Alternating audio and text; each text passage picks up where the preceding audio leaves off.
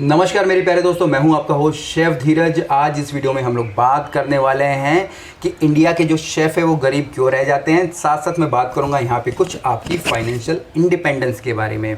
हम लोग इंडिया में रहते हैं और कहा जाता है कि हिंदुस्तानी लोग बहुत ही ज़्यादा कंजूस होते हैं। अगर दूसरे देशों की तुलना में अगर बात करें, हम लोग अपना पैसा बचा बचा के रखते हैं, पर उस बचे हुए पैसे का हम लोग सही ढंग से उपयोग नहीं करते, हम उसको सही ढंग से यूटिलाइज़ नहीं करते और वो पैसा वैसे ही रह जाता है। दूसरा, यहाँ पे जो भी मेजर पार्ट हम लोग जो भी बचा के रखते हैं, वो बचाना भी हम लोग तब शुरू करते हैं जबकि बहुत ही ज़्यादा लेट हो जाती है। इवन मेरी फैमिली में बोल दीजिए, आपकी फैमिली में बोल दीजिए, तो यही एक तरीके से टेंडेंसी है। दूसरा, होटल मैनेजमेंट के लोग या होटल मैनेजमेंट या होटल इंडस्ट्री के स्पेशली स्टूडेंट यहाँ पे ज़रूर ध्यान दीजिएगा। जो भी 18 से लेकर 26-27 साल में हैं, उनको किसी भी प्रकार की फाइनेंशियल एजुकेशन के बारे में नहीं पता होता है, क्योंकि हमें ना सिखाया जाता है, हमारे माँ बाप भी नहीं सिखाते, इंस्टीट्यूट तो कुछ इस तरीके की हमें एजुकेशन देते नहीं। तो हम सिर्फ एक ही सपना लेके चलते हैं कि मुझे मेरी सैलरी कैसे ज़्यादा से ज़्यादा हो या मेरी कैसे ज़्यादा से ज़्यादा पोजीशंस हो, तो मुझे ज़्यादा से ज़्यादा तनख्वाह मिले और मैं बहुत जल्दी अमीर बन जाऊं। पर हम लोग सिर्फ तनख्वाह के बिहाव पे कभी भी अमीर नहीं बन सकते हैं। आपको प्रॉपर फाइनेंशियल प्लानिंग आनी चाहिए। मैं कोई यहाँ पे फाइनेंशियल एडवाइज़र नहीं हूँ, पर जो भी मैं कर रहा हूँ, अगर आप देखेंगे मैं अभी भी बिल्कुल सही ढंग से आप लोगों को समझाने की कोशिश कर रहा हूँ, या जो रियलिटी है वो बताने की कोशिश करता हूँ। क्योंकि हम लोग आंखों में जो सपना लेके चलते हैं, मुझे इस शेफ़ की तरह बनना है, आप जहाँ भी काम करते थे मुझे इस CDP की तरह बनना है, और महीने के एंड में आपसे वही कुछ उधारी मांगता हुआ नज़र आता है। नीचे कमेंट करके बताइएगा अगर आपके किसी एग्जीक्यूटिव शेफ़ ने, शू शेफ़ ने, मैनेजर ने या किसी ने आपसे उधारी मांगी है, आप कोई थर्ड कॉमी हो, सेकंड कॉमी हो, क्योंकि आपको इन चीज़ों के बारे में पता नहीं होता और आप ऐसा शेफ़ बनने की सोच रहे हैं जो कि खुद ही फाइनेंशियल फ्रीडम उसके पास नहीं, उसके पास खुद ही पैसा नहीं है। तो मैं नहीं चाहूँगा जो भी मुझे लोग देख रहे हैं, मुझे सुन रहे हैं, चाहे स्टूडेंट हो, एंटरप्रेन्योर्स हो, वो इस स्टेज पे आए जहाँ पे कि उनको किसी दूसरे के आगे पैसा मांगना पड़े। तो हम लोग अर्ली 20s में कई सारी गलती करते हैं और उन गलतियों को अगर हम लोग सुधारें या उन गलतियों के बारे में हमें पहले से मालूम हो, तो हम अपनी चीज़ों को सुधार सकते हैं।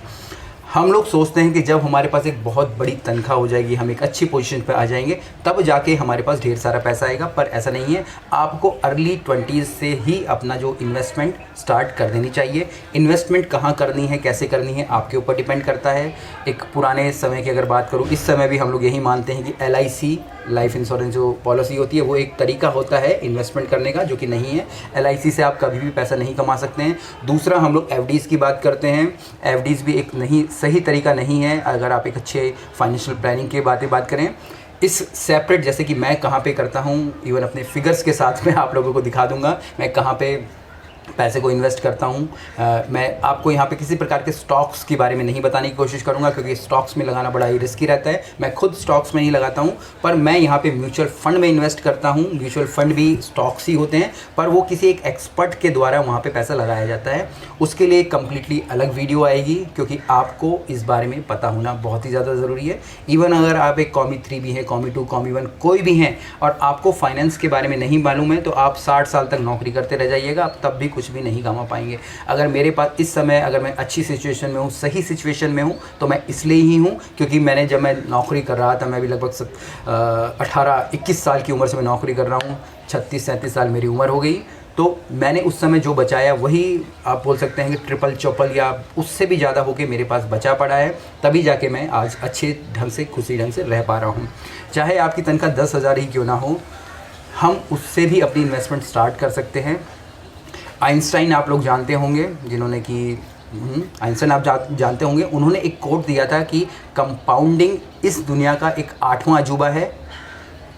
कंपाउंडिंग का मतलब होता है कि जो भी आप एक पैसा रखते हैं वो कंपाउंड होता जाता है। चाहे आप 500 रुपये रख रहे हैं, अगर 500 रुपये को अगर आप 20 से साल तक रखेंगे तो एक बहुत ही ज़्यादा अमाउंट हो जाएगा। यहाँ पे मैंने 500 रुपये एक बहुत ही छोटा अमाउंट बोला। अगर आप उसको कैलकुलेट करेंगे, अगर आपने स्कूल में चक्रवर्ती ब्याज के बारे में सुना है, अगर मैं 100 रुपये एक साल में जमा करता हूँ तो अगले साल वो 106 हो जाएंगे, जो उस पर परसेंटेज लगेगी 6% की मैं बात करूँ, तो उसके बाद वो 106 रुपये पे नेक्स्ट मुझे जो ब्याज मिलेगा।